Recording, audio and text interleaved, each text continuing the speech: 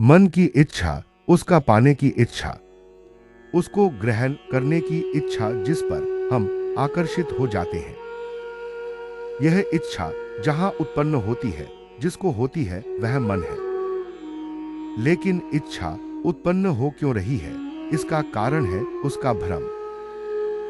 मन अपनी इच्छाओं की पूर्ति के लिए जहां प्रयत्न करता है, जहां जहां उसकी आसक्ति हो जाती है, जहां से वह अपने अंदर ग्रहण करता है, वह सब माया है।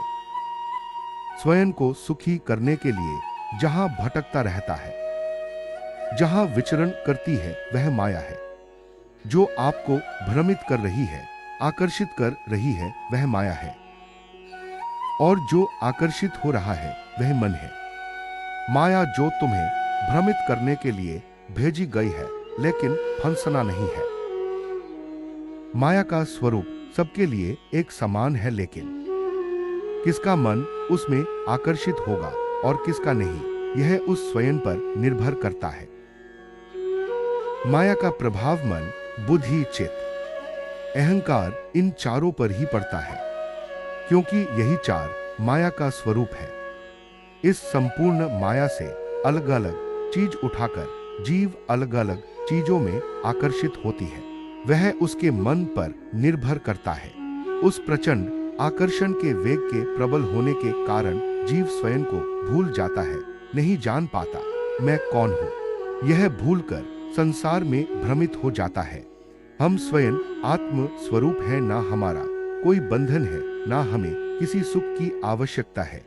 हम स्वयं आनंद स्वरूप है, माया उसको नहीं जान पाती और उसमें लटक जाती है। उस स्वयं विचार करें, आत्मा के पास बहुत थोड़ी शक्ति है, बिल्कुल न के बराबर। वह केवल अपनी शक्ति से न तो कर्म कर सकता है और न ही फल भोग सकता है।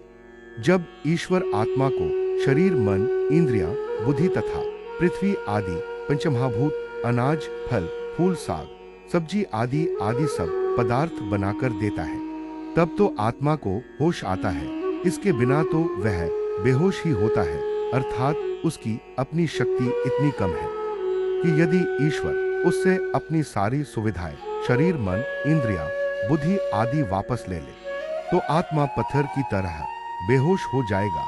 इसलिए केवल अपनी शक्ति से आत्मा कुछ भी कार्य नहीं कर सकता। पिछले कर्मों के आधार पर ईश्वर ने इस बार आत्मा को मनुष्य आदि शरीर, मन, बुद्धि, इंद्रियां आदि फल के रूप में प्रदान की। इन शरीर आदि पदार्थों की सहायता से वह नए कर्म करता है और फिर ईश्वर उसे उसके कर्मों का फल अपनी न्याय व्यवस्था से देता रहता है। कर्म करने में आत्मा स्वतंत्र है। वह अपनी इच्छा से अच्छा, बुरा, सकाम या निष्काम जैसा भी वह चाहे वैसा कर्म कर सकता है, परंतु फल ईश्वर की व्यवस्था के अधीन है। आत्मा जैसा कर्म करता है, ईश्वर उसे उसी हिसाब से फल देता है।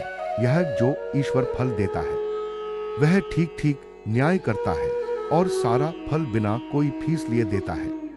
अब विशेष विचार करने की बात तो यह है कि फल तो ईश्वर कर्म के आधार पर देता है, लेकिन फल देने में जो उसका श्रम होता है, उसका वह कोई भी मूल्य फीस के रूप में नहीं लेता। तो यह भी ईश्वर की बहुत बड़ी कृपा है कि वह बिना किसी स्वार्थ के सब आत्माओं को उनके कर्मों का फल देता रहता है।